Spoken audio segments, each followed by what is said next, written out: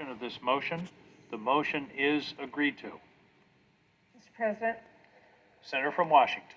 Mr. President, there were a lot of naysayers who didn't believe that this divided Congress could pass full-year appropriation bills.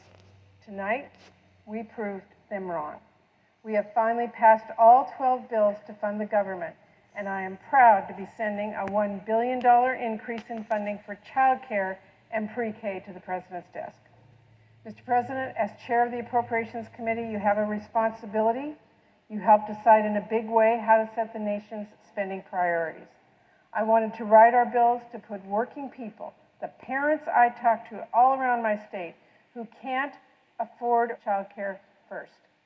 I remember when I drove 100 miles to Olympia, our state capital, with my 2 young kids to try and save their preschool program. And a state lawmaker told me I couldn't make a difference. I was just a mom in tennis shoes. Well, this mom in tennis shoes is now the Senate Appropriations Chair, and Mr. President, I think it makes a difference when you have a former preschool teacher and someone who lived what it means to be a working mom with young kids holding the pen in our nation's spending bills. So I decided childcare had to be at the top of our country's priorities, and this time it was not going to get knocked off. Mr. President, I am so glad we're making this investment in our kids and our families and in our economy. But this bill delivers a lot more. President Biden will be signing a bipartisan bill that delivers on the investments that matter most in people's daily lives, on everything from Pell Grants to community health centers.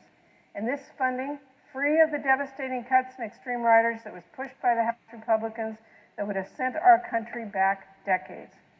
And Mr. President, from day one of this process, I said there would be no extreme far-right riders to restrict women's reproductive freedoms in these funding bills. Not small, not big, none. And Mr. President, there are none. Democrats stood firm to protect a woman's right to choose in these negotiations, beating back countless far-right policies from House Republicans to ban abortion and attack reproductive freedom in every way possible.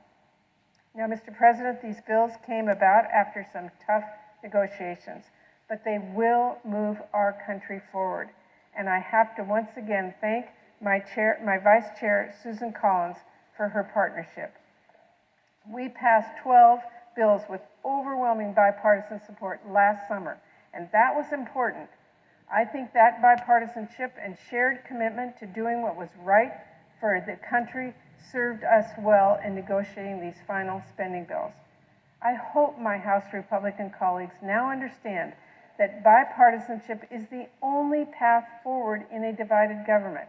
I hope they understand that when you strike a deal, you have to stick to it. It has to mean something. And I hope my House Republican colleagues will now continue to work with us, not against us, to deliver for the American people.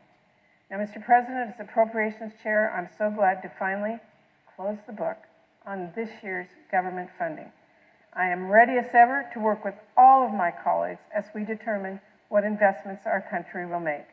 Let's keep working to help people and solve problems.